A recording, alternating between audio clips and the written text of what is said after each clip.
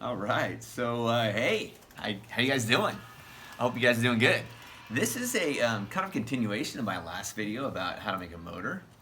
And this one is actually how do we generate electricity. So it has the basic same principles as how to make a motor. So, all right, so what do we got here? So first of all, I want to show you that I've got the setup that was similar to our electromagnet from last time, but there's no battery there, right? It's a nail and it's got a coil of wire around it, and it's connected up to a voltmeter. And the weird thing is that if you take magnets and you simply move them back and forth near the wire, I think you could probably see that the needle deflects. So I'm just basically moving the magnet back and forth near this wire, and the needle is deflecting. Now you may think, okay, that's just because I'm moving by this wire. Well, I'll take a battery and I'll move it by the wire, and nothing happens, right?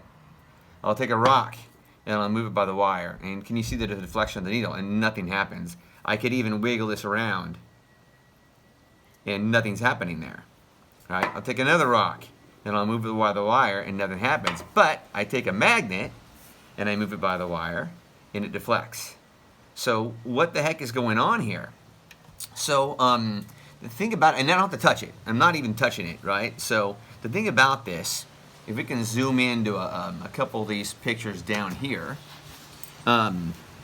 So a magnet is a piece of metal, or a piece of a rock. A certain types of rock called magnetite can be magnetized.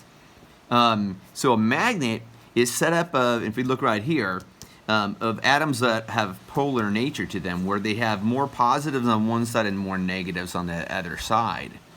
And if you look at how a magnet is set up, all the atoms on the inside of the magnet will have all the positives on the positive side and all the negatives on the negative side. And so that makes one side more positive and one side more negative. And we know the old idea that opposites attract. So, if we look over here with our Thomas train, this got a little shark going to be taken to the aquarium, and this is little Thomas. He's going to take it to the aquarium, right? So if he backs up,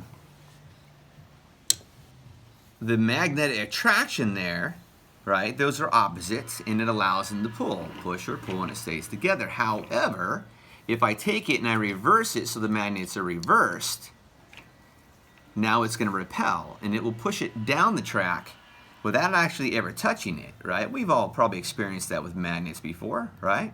So that kind of leads us to what's going on in here. So in here, we have, picture this as being a wire. And inside the wire is metal.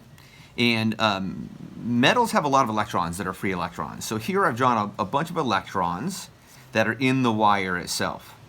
So what we're going to do is we're going to take a magnet, just like the magnets I have here, and we're basically just going to move them near the wire itself, this copper wire.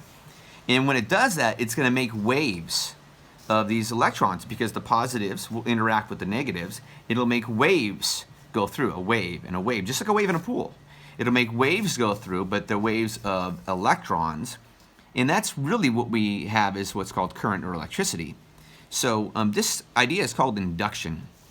And induction is when moving a magnet near a copper wire causes or induces a wave of electrons through the wire. That's our electric current. That's what we know as electricity. We have a moving magnet, and we have a current running through the wire. So far, so good. Okay, let's take it back to some things that we've done. Right, we've already shown this. Right, okay, that works pretty darn good. Right, that's inducing a lot of current. Okay, now let's take it and let's look at our motor setup from last time. So now I have my little motor set up, and here I have another voltmeter, and I'm going to put it on millivolts. This doesn't create a lot, but so I have my motor, right? And so if I place it in the cradle, and you can see this whole thing hopefully right here, and I give it a spin, it induces a voltage. It induces a current. So if I spin it the opposite way, it does it as well. And so this is basically the same exact thing. It's the motor, but it's got no battery.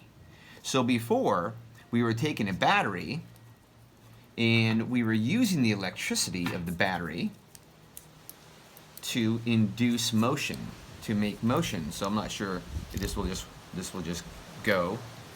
Yeah, there it goes. We're using electricity to make motion. However, if I take the battery away, it stops, right? I put the battery away, and now we can use motion to make electricity. And so if we see that, if I spin that, it gives me electricity. And that's actually pretty cool. So, all right, let's see another one. I have the same motor as I had before. This motor is the same type of motor, the exact same thing as before, but I've connected it to this LED light. I'm not sure if you can see this, maybe if you get in really close, but if you spin it, the lights flash. And there's another light down here as well, actually. There's two lights in this string, but if you, oh, it's got to spin the right direction. So if you spin it, the lights will flash. They're coming on because of the electricity here. Moving on, same idea. Here I have a setup where I just have this little system that just turns, and it turns this little motor. And this is literally just a motor that you would normally find in a battery-powered car. And so this is my turbine. It could be powered by wind, by water, by steam, by moving my hand. And if I do the same thing here as I did with this motor, and I connect it here now, here and here, to my little tabs on the end where normally my battery would be, and then I set this up here. I'm not sure if you can see this whole thing, but as I go like this, I'm actually getting a lot of millivolts out of this little motor, up to 80 to 90 millivolts. Interesting thing, if I go backwards, do you notice? It's negative. That negative and positive is just the direction that the flow of current is going through the wires. This direction is flowing in a positive direction, opposite direction is flowing in a negative direction, and that is how wind or water or steam power can send electricity to your house or to your school, and you get energy out of this. So that is the first part of our, come back to me, that's the first part of our electricity generation.